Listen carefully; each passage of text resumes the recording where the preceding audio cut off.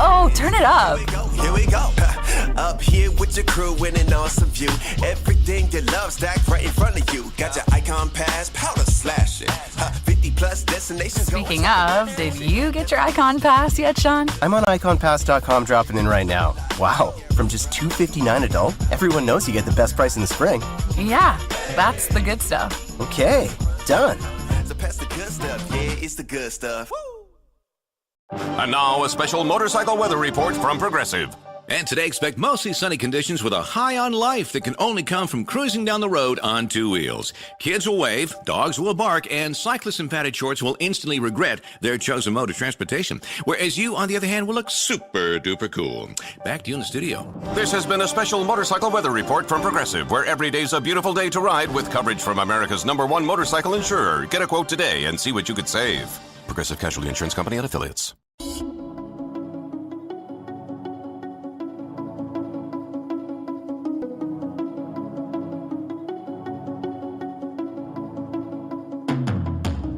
Welcome to the Fortified Life podcast, where we learn how to develop a dependency on Jesus in the marketplace.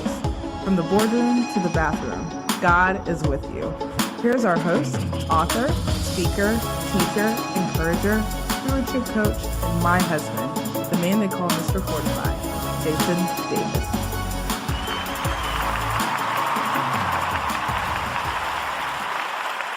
Hey, what's going on, everybody? Welcome back for another episode of the Fortified Life podcast. I'm your host, Jason Davis, aka Mr. Fortify. And here on the Fortified Life podcast, we are all about developing a dependency on Jesus in the marketplace. I got to tell you, ladies and gentlemen, I'm really excited about this episode today because this particular guest is somebody that my wife and I have followed her journey for a long time. We'll get into that with her. So this is really special for me, and I know for sure God moves in her life. That's evident by everything that's happened with her very recently over the last year and a half. But before I bring her on, let me introduce her to you. Christy Wright is the #1 bestselling author of Business Boutique, Take Back Your Time, and Living True. She is a certified business coach and speaking coach, and she loves to help people push past their fear to do things scared. Christy is the host of the new podcast, Get Your Hopes Up, where she encourages people to get to know God, get closer to Him, and get their hopes up again. Christy has been featured on the Today Show and Fox News, and in Success, Entrepreneur, and Women's Day magazines. Whether she's running around on stage or running after her kids, Christy makes the most out of life and loves to help others do the same. Christy lives in Nashville, Tennessee with her husband, Matt, and their 3 children, Carter, Conley, and Mary Grace. Ladies and gentlemen, welcome to the Fortified Life podcast, Christy Wright. Hey, thanks for having me. I'm so excited about this. Absolutely, Christy. It's awesome to have you on the show. Christy, we read all of that in your bio, and God has graced you to do a lot of things.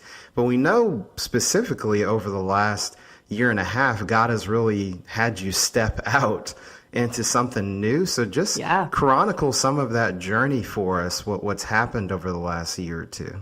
Yeah, it's a wild story for sure. You know, it's funny. I'm in a small group of women that are going through Discerning the Voice of God by Priscilla Shirer, the study. I did the study years ago. I couldn't remember when, and have read the book. I just love that study. And so I pulled my old book out and I was going through it in May of 2021. And I was writing all about, her first chapter is all about obedience. And it's like, you've just got to obey. And I got notes, Jason. You just got to obey. Just like Abraham, God called him to leave everything. You got to obey. I had no idea. And in just a few months, I would be asked to obey, similar to Abraham, to leave everything. And so after a really incredible 12th year at Ramsey, no intention to leave or go anywhere. I had a great platform there that they helped me build, and business boutique brand and Christy Wright show and coaching and books and all the things. And I was there for life. I planned to be there for life. God had called me there years ago, so I knew I was supposed to be there. And I'd had a really good year in 2021 and felt like I hit a gear. I was such a veteran on the team. I had been around the longest and helped a lot of the new speakers coming in. And I just felt really secure in my spot there.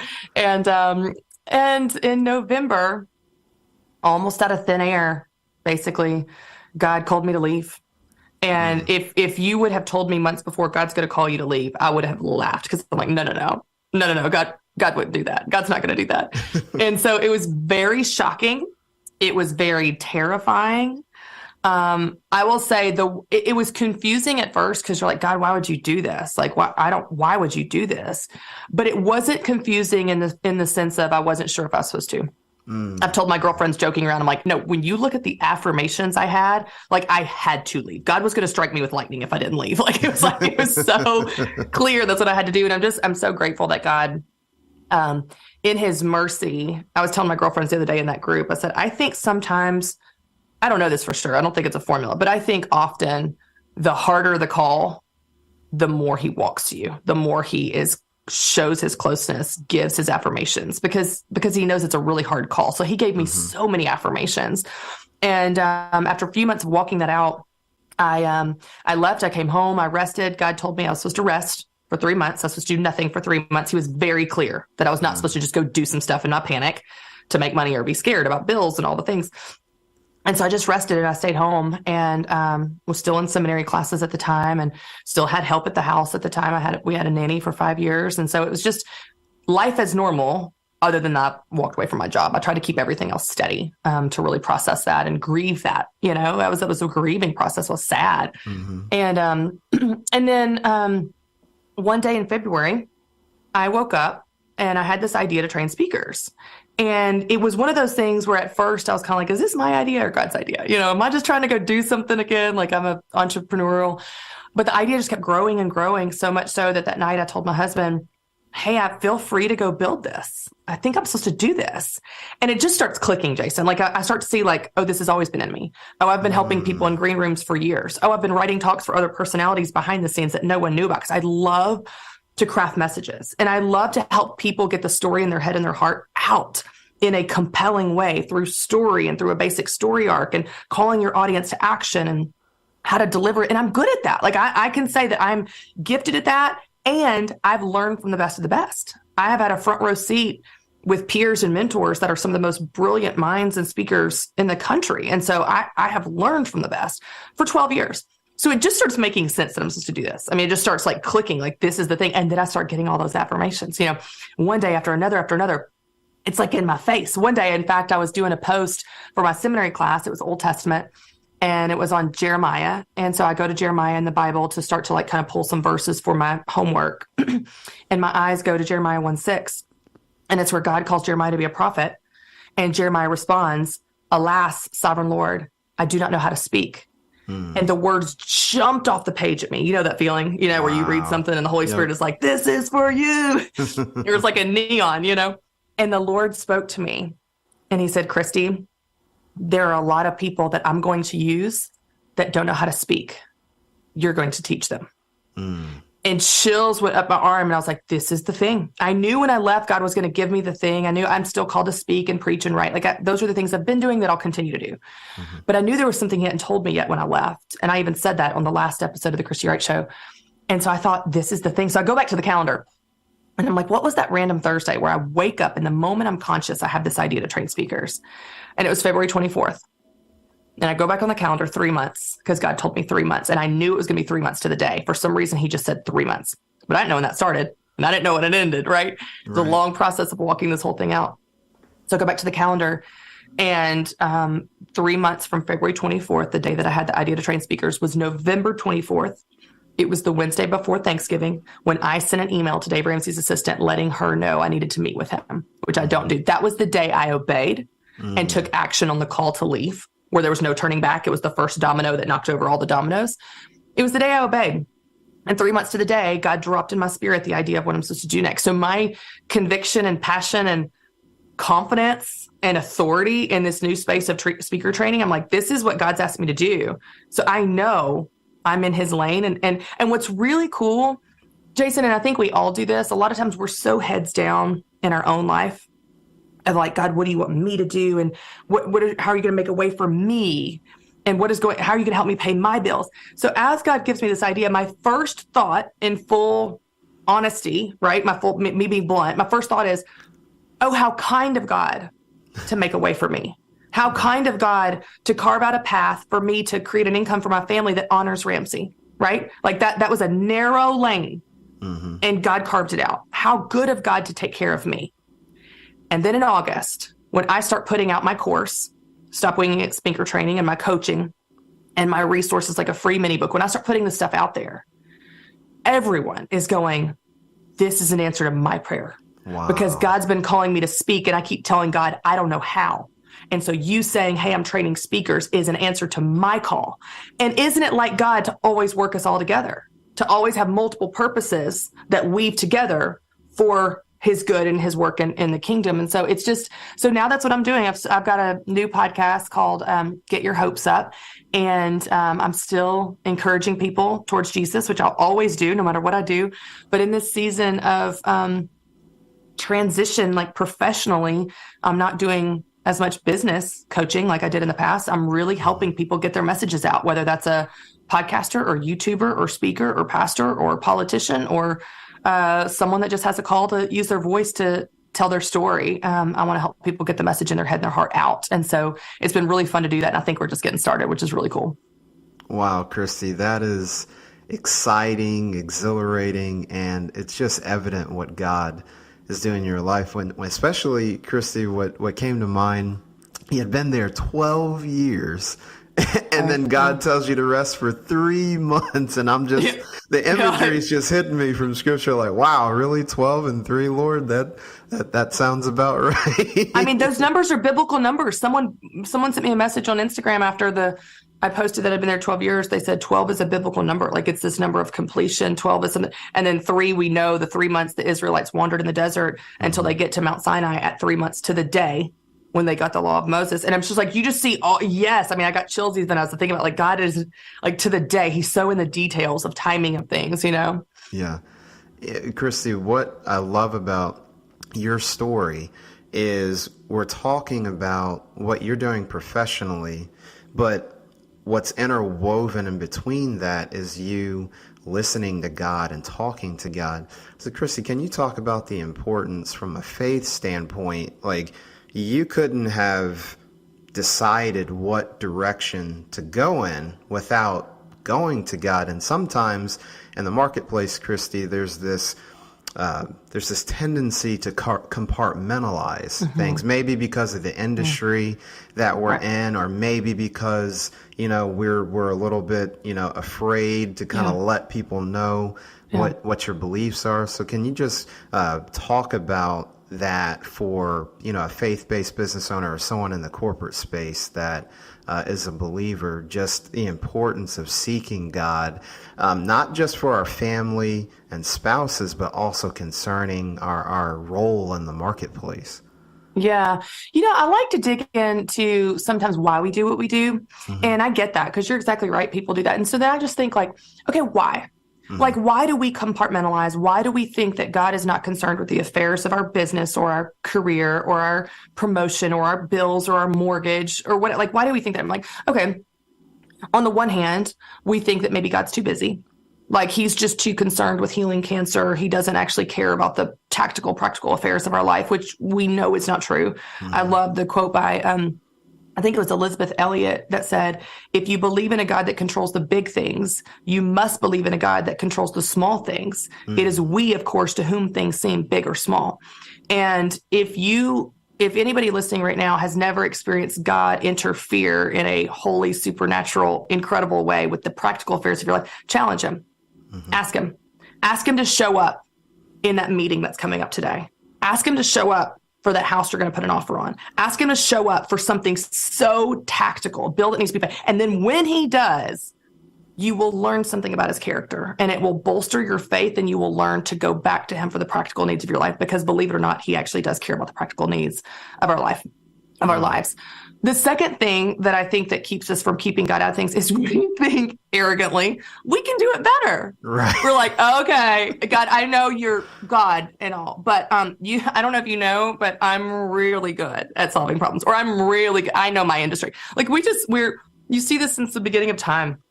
You look at the Bible and you just go like, the pattern in the Bible is just how arrogant people were, like how they thought they could do it better. They could do it without God, that they knew something God didn't know. They had some problem God couldn't solve. The Israelites whine and complain over and over and over again. And then we look at them and go, y'all are idiots. He was faithful to you 100 million times and you're doubting him on the next day. And then I go, oh man, that's me, right? Isn't that me? It's like he's faithful my whole life. And they're like, oh God, I don't know. What about this year? And so I think that if we can just root ourselves back in the truths of God, and that's the truth we learn from Scripture, the truth we look from our history of his faithfulness, we can go, okay, he's God and I'm not. And he knows everything and he can do anything. We either believe that or we don't. Yeah. We might stitch it on a pillow and then in real life, we don't go to him for anything. I just right before we hopped on to record this, I recorded a reel on my phone and saved it as a draft to finish editing after our conversation. But I said, you know, it's January, end of January at the time of this recording, and you've already given up on your goal. And it's not because it's not a good goal. It's not because you're not hardworking. It's not because you're lazy or unmotivated. It's because you don't see how it's possible. And the reality is, with God, anything is possible. How did God respond to Sarah when she laughed at the promise because she doubted him? He said, is anything too hard for the Lord? Right. And so I just encourage people to go, no, remind yourself of who God is as you see his attention to detail and his involvement with the affairs of the world through history in the Bible, and consider that he might be able to be that involved with you and challenge him. And I don't mean like test him in like an arrogant way. I mean like go to him and go, God, I've got you in a box. And in this box, you don't help with these things. So I want you to bust out of this box I've put you in my mind. And I want you to help me with this parent-teacher meeting with my child, or this goal that I have, or this bill that I need to pay. Like, will you show me how you care about those things? Because I'll tell you, let me tell you one story as an example, okay? One story. Because sometimes for me, Jason, what I do is I have to get to a dead end before I go to God. That's just true. That's still real time. I'm so hard-headed. I'm going to do it myself. I think I'm really smart at solving problems, and I just like it's a last resort, even though we know it shouldn't be, blah, blah, blah. So this was years ago, okay, at Ramsey. This is our old Ramsey story. Years ago, when I was very first getting started, we knew that I was going to help women start businesses. That was the story of my mom. I was a business coach, yada, yada, yada. And so I started doing research on women in business, and we're trying to figure out what to name this brand around business, women-owned businesses. But they're like, we've got to figure out to come up with a name and a tagline, logo, and all that kind of stuff. And so Dave had kept calling it, because I did research and I was starting to understand the psychology of these women. And Dave kept calling it boutique business. It's like a little boutique business. It's like a, small business boutique business. But I was like, we can't call it that, because people are going to think it's for businesses that are boutiques only, that sell clothes and candles and gifts, right? Like I was like, this is much more than just a boutique. Who's going to tell him that it can't be that? But I didn't have a better idea. So I was like, I'm not going to tell him it's not that until I have a better idea. And I didn't have a better idea. So we did research, and we asked a question in the survey that 13,000 women took, and it said, what phrase do you identify with most? Small business, side business, home-based business, hobby business, micro business, mompreneur. Micro business and mompreneur didn't rate at all. The other four, small, side, home, and hobby, were all exactly equal. But here's what's interesting. They were not interchangeable. So the woman that ran a small business, she was like, this is not like a hobby. This is not a side business. She was offended by the other titles.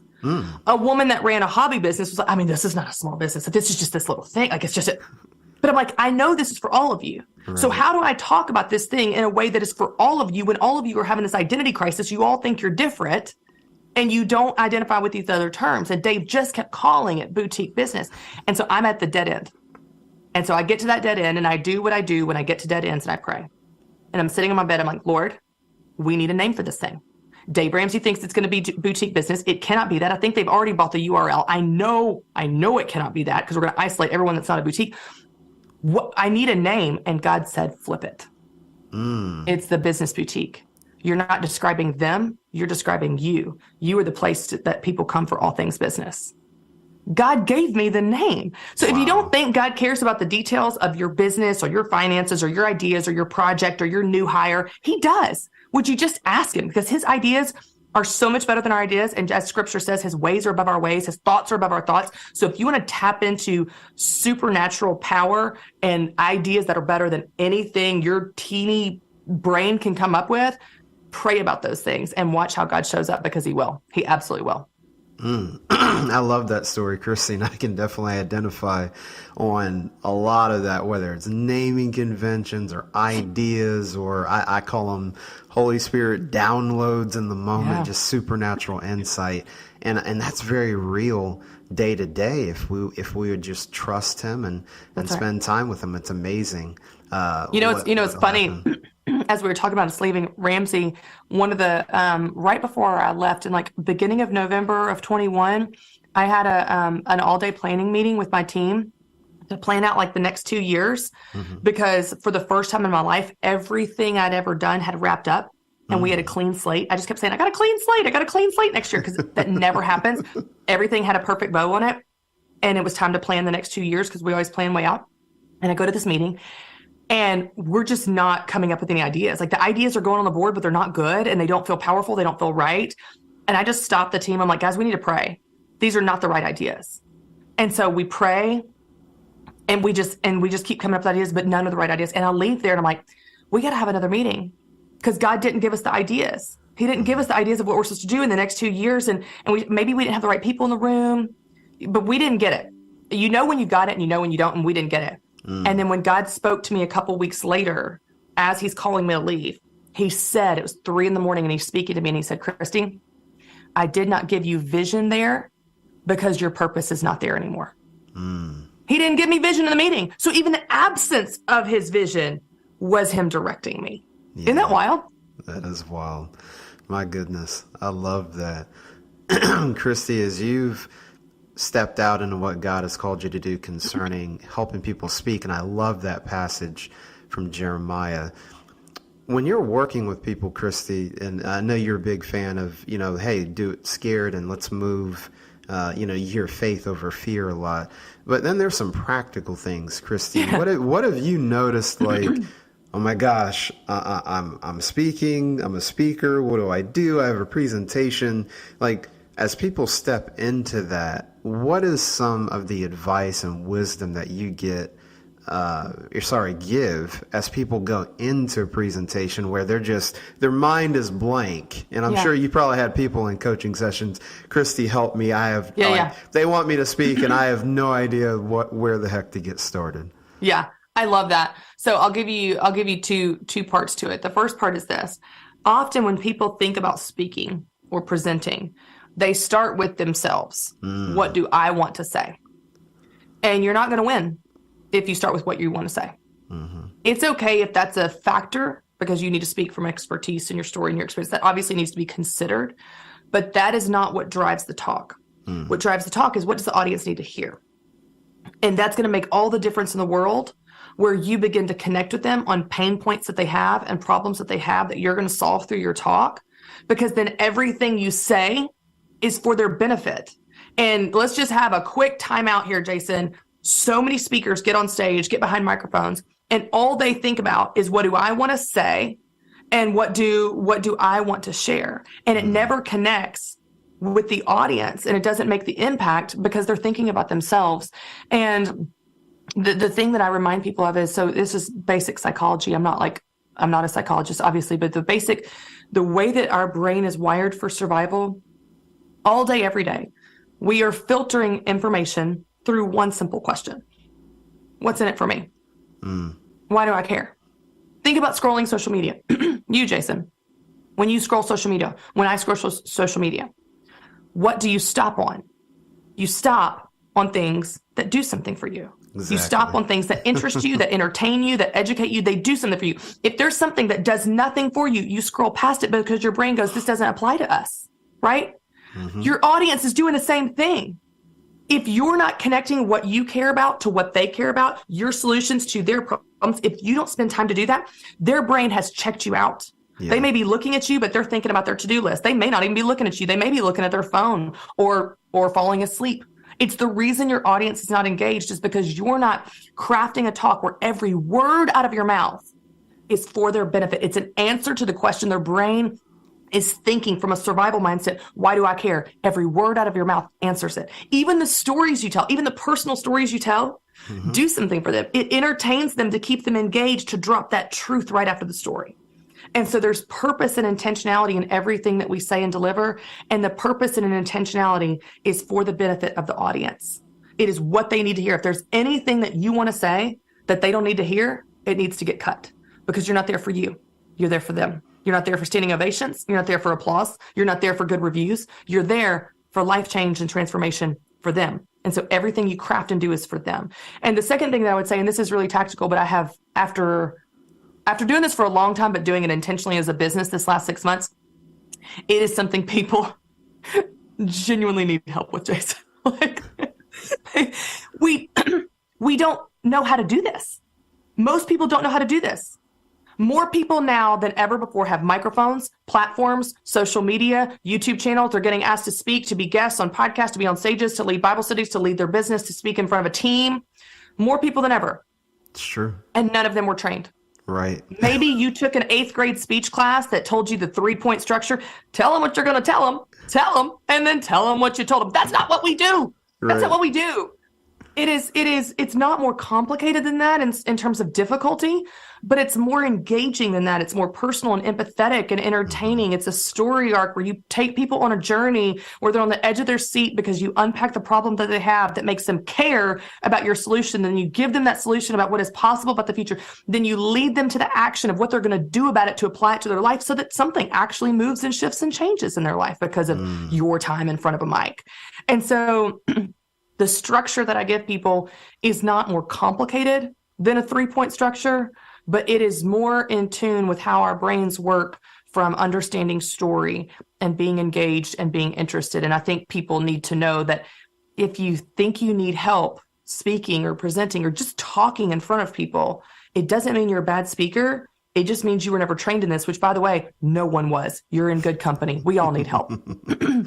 I love that, Christy, and you're right. Just there's more people than ever with platforms, and dare I say, Christy, it can come across very quickly. People message me all the time, Jason. They're like, "Can I sponsor my pastor to go through your course?" But here's the thing: the worst speakers don't know they're bad. That's what's so bad. Because the people that need my teaching the most would never sign up for my course. They're like, "Oh, I'm great." I'm like, congregation may not agree. It's going back to that ego and arrogance you were talking about earlier, Chrissy. And sometimes we think because we communicate all of the time, it's like, but is that, so I love what you said about serving. How are you serving the audience? I want to come back to something that you really drove home, Christy, but I don't want the audience to miss this. And that is the power of storytelling. So just talk about, and I know you're a great storyteller. I love many of your stories, what we're talking about today and over the years. But can you talk about what is it that humans just connect so much with story? And then what is the, when you're figuring out how to put a story at a certain sequence, just what is the importance of that when you're doing a presentation or a talk? Well, there's fascinating research on story and how our brains work. So, for example, I'll tell you behind me. Let me see if I can find it. One of my favorite speaking books is called Talk Like Ted by Carmine Gallo. It's not just for speakers, by the way. It's for salespeople, business people, anybody. And he teaches you and unpacks what are some of the most effective techniques of the highest rated TED Talks in history. But he put some interesting research in there in story. So researchers wanted to understand why a story is so effective as a means of communication, because this is across generations, through all of history, across language barriers, different cultures. Story is how we communicate. And it has been since like the caveman. This is from the beginning of time. And even you look at the Bible, Jesus spoke in parables. It's always been stories, right? And so if you understand that story is obviously something that works, these researchers wanted to understand why. And so they hooked up participants. It was a research study with a speaker and an audience. And they hooked up both groups, all people, to MRI machines. And what they found was that as a speaker was telling a story, not only was the audience's brain more engaged, they enjoyed the presentation more, they remembered and retained the information more. And then what's fascinating is as the speaker told a story, the exact same areas of the speaker's brain that lit up at certain parts of the story lit up the participant's brain. So like what I tell people all the time is like, do you understand you can hack into people's brains? Now we want to use this for good, not for evil. This is a deep responsibility we carry, but it is the most effective way to communicate with your audience. And so one of the things I hear often with speakers, so a common problem with speakers is they just have so much to say. So they cram 47 ideas into a 47-minute talk, and then the audience remembers nothing because they can't remember 47 ideas. They can't even really remember 7. Right. So I help people narrow down their content to one main idea that we're going to support through our talk structure. But one of the other things that is a temptation of speakers, and again, it really kind of comes from a place of arrogance of like, I have so much to say, but they think if I'm short on time, cut the fluff. And to them, the fluff is the stories. If I'm short on time, and we're always short on time because we just have so much to say, then just cut the stories. And so what happens is they get in front of the mic, they do a machine gun drill at you, information. And then in my 17th point and my 97th point, and just take notes, write faster. I'm short on time, but I'm going to go a little bit over. And here's the other thing I have to say. And you just feel like like that was not a fun experience for the audience. They were not engaged. They are not going to remember anything you said. And they did not have fun in the process. Whereas you could take one point, and you could spend 45 minutes unpacking this point. And you tell a story that sets up this point, and you highlight a problem that this point is going to solve. And then you unpack the possibilities of the solution of this problem. And then you give some simple action steps on how to apply this solution. And they walk out and they know exactly what you said. For example, I did a little just trial to test my theory on this, which I know it's true, but I just thought I'm just going to practice this. So when I led my course in the fall, Stop Winging It, which by the way, that title is for all the people. They're like, just wing it. I don't need to know. I don't need training. Let's stop winging it. How to face your fear, craft your message, and present like a pro. This is the title of my course. So I'm in the course. I'm leading it live last fall.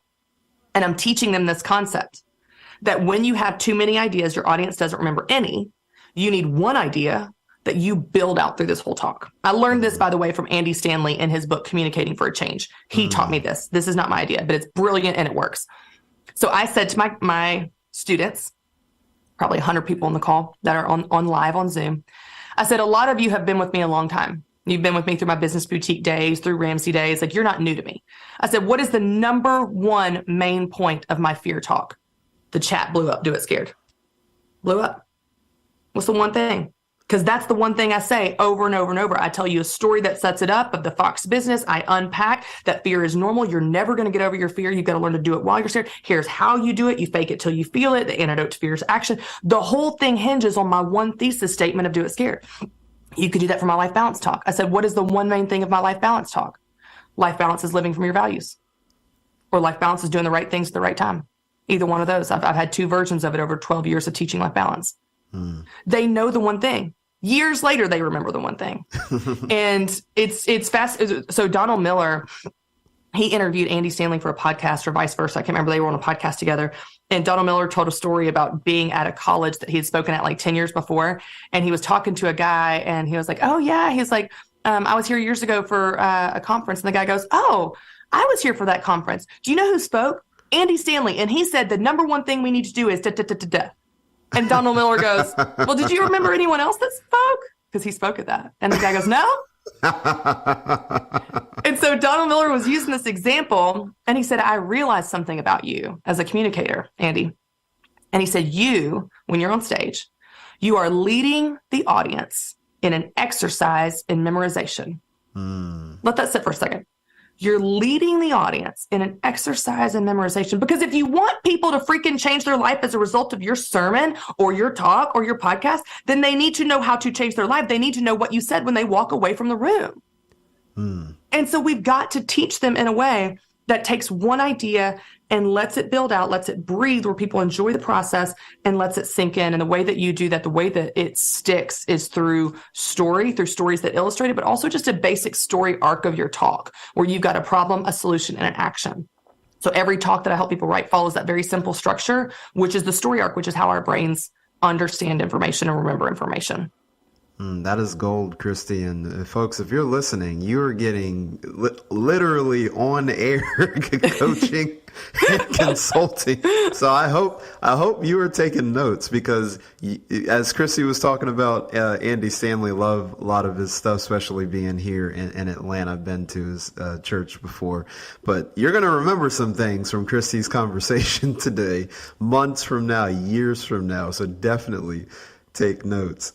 Christy, before we get ready to wrap up, you yourself have your own podcast platform. So speaking of all the different communication mediums, you can do talks, and there's video and TV, but podcasts, podcasts, it seems like, Christy, whenever people are like, oh, it's another podcast, it's like podcasts blow up again, and there's just more getting created every day. So what is your podcast, Get Your Hopes Up, about? And just talk about just what God is doing on that show. Thank you. Yeah. My, a guy on my team back in 2016 came to me and said, I think we should start a podcast, a business boutique podcast. And I was like, okay, sure. Cool. Okay. Like, it was just like, whatever. Like, I didn't have this big strategy or dream. I just kind of went along with his idea. And what's interesting is it just really blew up. It really did well. Like, it connected with people in the tactical teaching. And over time, we kept building that out. It then turned into the Christy Wright Show in 2020, which was more faith and personal development in addition to business, in response to, like, people kept showing up for more than just business. And so we responded to that. And then when I left Ramsey, they had kept the show. It was their show. It was all their stuff. And so they kept all that. And honestly, I had been feeling a little burnout on the podcast. And so I was like, I kind of want to get off the content treadmill of having to maintain this and have guests every week and all the things. And so I had no desire to start a new one. And I was also resting as God told me to. In about 5 or 6 months into me being gone from Ramsey, God just dropped an idea in my heart of a faith-based podcast. And I got excited about it in a new way, a new energy, and it would be different. I just started to dream about it, that it would be shorter, about 20 minutes versus 45 or an hour, just the length of someone on their commute. Excuse me. It would just be me. It wouldn't be all the scheduling and logistics of guests. I may add that in the future, but just out of the gate, I wanted just simple, go in, batch some episodes and so on for my busy life. And I've always been on this kick ever since my devotional Living True came out in 2020. I guess it was 2020 or 2019. There's this story that I share of praying for a daughter after having 2 boys, and it's a pretty vulnerable story, but it was something God taught me about hope. And I was telling myself in church one day, I just don't want to get my hopes up. I don't want to get my hopes up. I just need to guard my heart.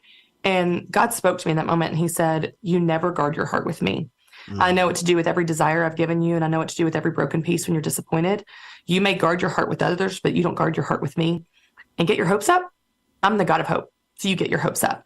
And so that story that I wrote about in my devotional is the heart of this podcast, because it's titled Get Your Hopes Up.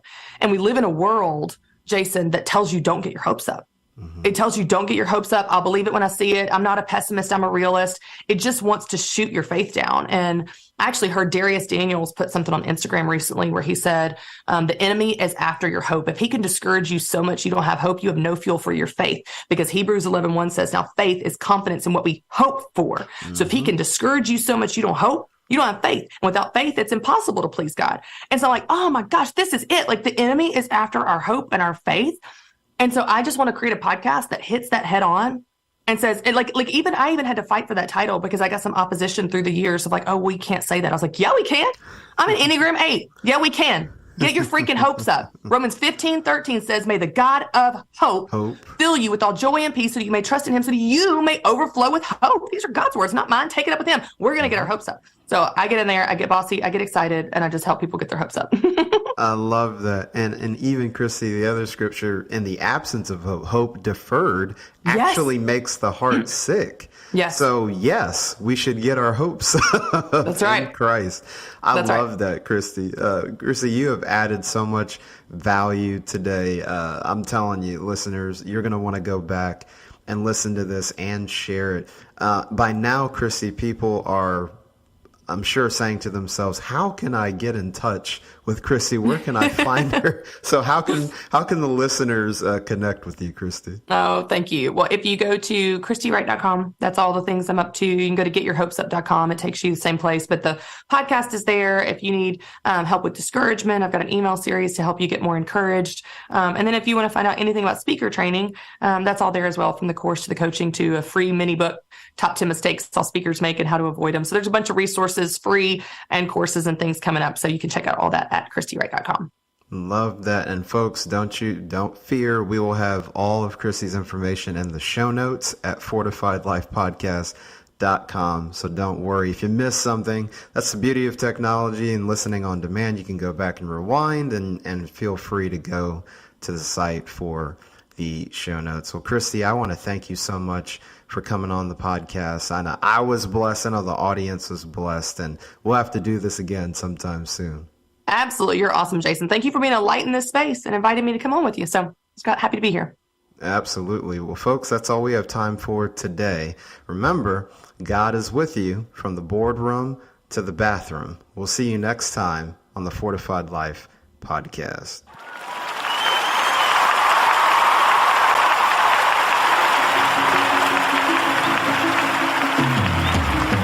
Thank you for listening to the Fortified Life podcast. You can catch us live on Wednesdays at 8:30 p.m. Eastern Time and on demand. Check out fortifiedlifepodcast.com for more details. To learn how to live out your faith in the marketplace, grab a copy of Jason Davis's book, Fortified, Being Rooted in God's Plan for Work and Business.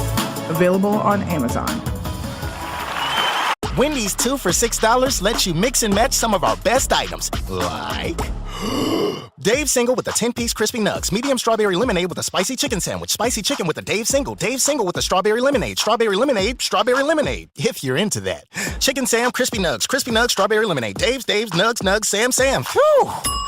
Pick what you want at a price you want. Choose wisely. Choose Wendy's 2 for $6. For a limited time, price and participation may vary at U.S. Wendy's. On the card only. Single item at regular price. Progressive presents Adjusting to the Suburbs. I never thought about space in my cramped apartment, but in this house, all I see is empty space. The sofa and ottoman look like tiny islands in a sea of hardwood floors. I could get 2 ottomans in the living room, but then I'd need another sofa. I could tell people I'm into minimalism. Anyway, when you save with Progressive by bundling your home and auto, that's the easy part of adjusting to the suburbs. Progressive Casualty Insurance Company. Coverage provided in service by affiliates and third-party insurers.